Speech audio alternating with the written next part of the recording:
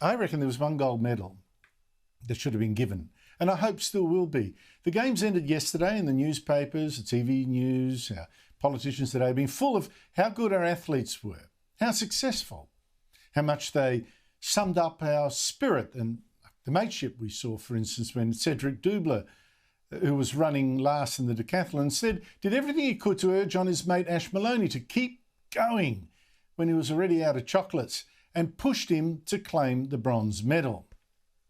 Now, not surprisingly, the Prime Minister seized on this today to draw a kind of moral story about us enduring all these virus lockdowns. We won't let it beat us. We won't let our frustration get the better of us. We won't let negativity overwhelm our optimism. We will urge each other on. We will just put our head down and keep pressing on, and we will succeed. That is the Australian way. Well, whatever, but let me tell you the real moral from these games. Now, there were so many people who thought the Tokyo Olympics should be cancelled, and would be cancelled, in fact, because of the virus. It wasn't just because of the financial losses, no spectators allowed, but the danger, the real danger of the virus spreading in a country, Japan, where only 23% of the population were fully vaccinated, at the start of the games anyway. 23%. And note, that's just about the same vaccination rate as Australia today. How about that? No wonder a survey in May found 60% of the Japanese wanted their games scrapped, but their government said no. It took a huge risk. To repeat, Japan's vaccination rate at the start of the games was what ours is today.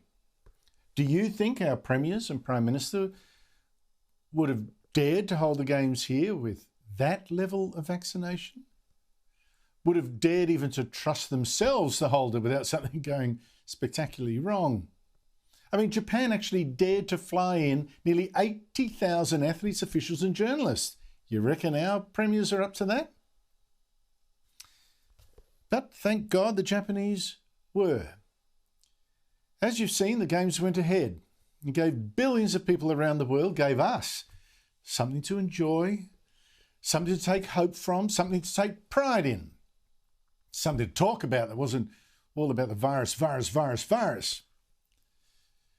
Now, it's true, Japan may have paid a price. I admit that this Delta variant now is causing fresh outbreaks around the world, so it might complicate the picture I'm about to show you. But daily new infections in Japan have soared in the past weeks. But, you know, again, that is not the key statistic these days. Deaths are the statistic, and so far there has not been a huge rise in deaths in Japan. Now, maybe Japan, hopefully like us, has actually vaccinated their most vulnerable people, the very old. Even so, 17 people did die in Japan on Sunday, for instance, and given Japan's bigger population, that's the equivalent in Australia, about 4 deaths a day. I wonder if we could have tolerated that. Now, maybe you think that even 1 death is too high a price to pay for holding these games. And indeed, we've got to accept this burst of new infections in Japan. It could get worse. Like I say, Japan took a huge risk and gave the world joy and hope just when we needed it most.